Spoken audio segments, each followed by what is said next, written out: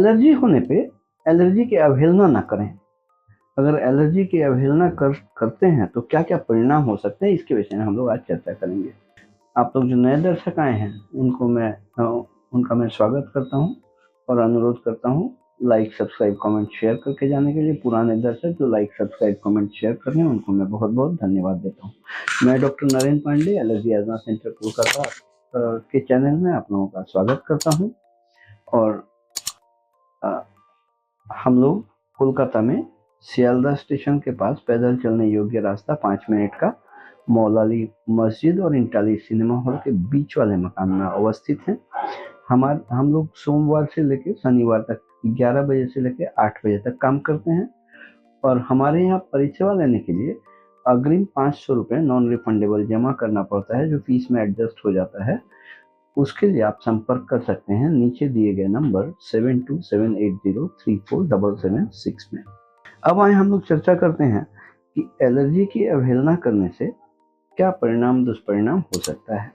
Allergy basically एक progressive disorder है। इसको हम लोग बोलते हैं एलर्जिक मार्च। एलर्जी होने से कई समय नाक से छींक आना शुरू हुआ तो छींक को हम लोग इग्नोर करना शुरू किया। छींक होने के बाद नाक से पानी आना शुरू हुआ, नाक बंद होना शुरू हुआ, उसके बाद गर्दन में गले में खराश होना शुरू हुआ, थ्रोट इरिटेशन, फिर नीचे खांसी होना शुरू हुआ, छाती में दबाव महसूस होना शुरू हुआ, सांस में तकलीफ होना। इसको एलर्जिक मार्च कहते हैं। प्रोग्रेसिव धीरे धीरे आगे बढ़ते रहता है। ये अग्रसित ना हो, एक स्टेप में ही बंद हो, इसके लिए हम लोगों को ज़रूरत है उसका स्पेसिफिक और प्रॉपर ट्रीटमेंट करने के लिए। एलर्जिक डिसऑर्डर के लिए हम लोग जो एंटी एलर्जिक या इनहेलर्स बहुत समय प्रयोग करते हैं, इस्तेमाल करते हैं, और वो एंटी एलर्जिक और इनहेलर्स लेने से हम लोगों को राहत मिलता है। और हम लोग ये सोचते हैं कि अभी राहत मिल गया, अभी दवा और नहीं लेंगे या इनहेलर और नहीं लेंगे, दवा नहीं, जब होगा तब लेंगे। तो सांस में तकलीफ या एज़मा वाला तकलीफ होता क्यों है, कब होता है? ये एलर्जी ही इसका मेरुदंड है और मुखौटा है एज़मा या सिम्टम्स या लक्षण। लेकिन उसके पीछे जो मेरुदंड जो काम कर रहा है, पर्दे के पीछे का काम करने वाला एलर्जी है। एलर्जी एक इन्फ्लेमेटरी डिसऑर्डर है। अब रेस्पिरेटरी ट्रैक्ट में अगर इन्फ्लेमेशन होगा, हम लोगों के बदन में जो जूलपित्ती उठता है या दगड़ा होता है या दापड़ होता है, जो भी बोलें, जिसको हम लोग अर्टिकेरिया बोलते हैं, बदन में नोचनी होना, यही नोचनी और सूजन अगर हमारे रेस्पिरेटरी ट्रैक्ट में हो तो क्या होगा? सूजन हो जाएगा तो लंग में जितना हवा रखने का कैपेसिटी वो कम जाएगा, क्योंकि अंदर सूजन है, और हमारे शरीर को जितना ऑक्सीजन का जरूरत है वो उसे सप्लाई करना ही पड़ेगा। साथ में हम लोग इनहेलर और एंटी एलर्जिक जब लेते हैं तो वो रिड्यूस हो जाता है, कम हो जाता है, और हम लोग को नॉर्मल सांस आना जाना शुरू होता है। और फिर हम वेट करते हैं कि दोबारा से जब इन्फ्लेमेशन होगा तब हम दवा लेंगे। फिर दोबारा इन्फ्लेमेशन होता है, कम होता है, इन्फ्लेमेशन तो कम होता है। ये सिलसिला जारी रहता है और ज़्यादातर लोग शॉर्ट एक्टिंग इनहेलर्स लेते हैं।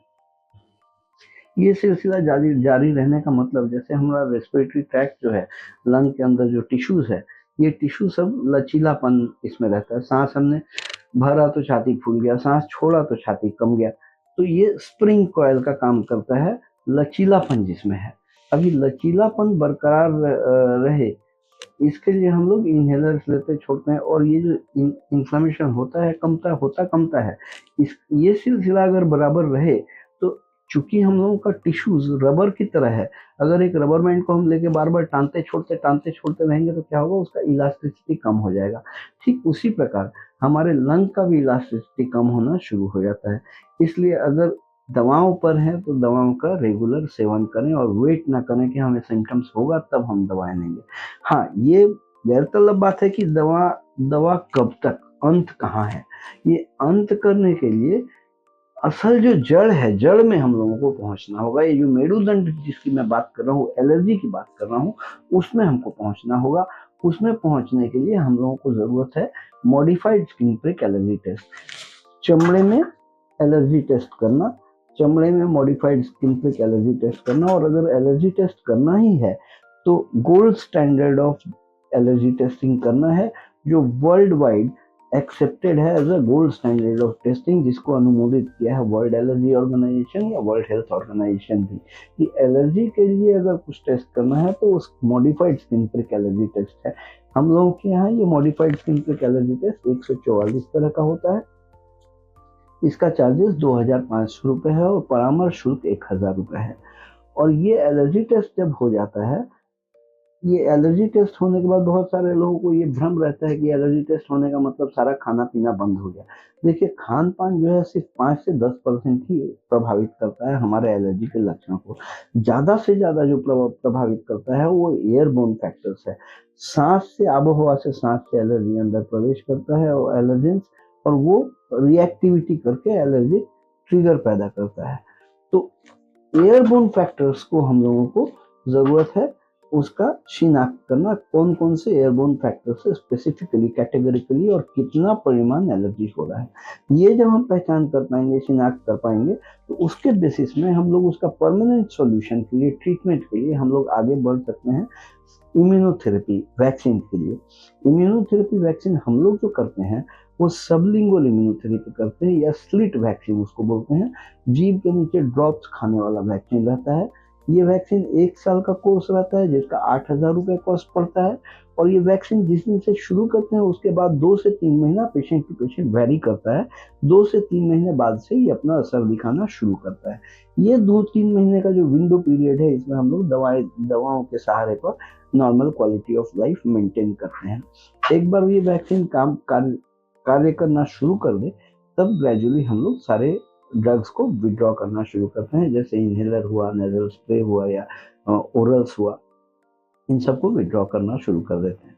इस तरह की परिसेवा अगर आपको लेने की जरूरत पड़े तो नीचे दिए गए नंबर 7278034776 में संपर्क करके अग्रिम 500 रुपये नॉन रिफंडेबल जमा करके आप अपॉइंटमेंट लेके आके परिसेवा ले सकते हैं। हम लोग कोलकाता में शियालदा स्टेशन से 5 मिनट पैदल चलने योग्य रास्ता, मौलाली मजार से बाएं प्रवेश करके रास्ते में एक मकान छोड़ के दूसरे मकान में हम लोग अवस्थित हैं, एलर्जी एजमा सेंटर में। सोमवार से शनिवार तक 11 बजे से लेकर रात 8 बजे तक हम लोग काम करते हैं, और अग्रिम अपॉइंटमेंट लेना बहुत ज़रूरी है। आज के लिए इतना ही। आप लोग स्वस्थ रहें, खुशहाल रहें। मैं doctor Narendra Pandey, allergy asthma centre, Kolkata.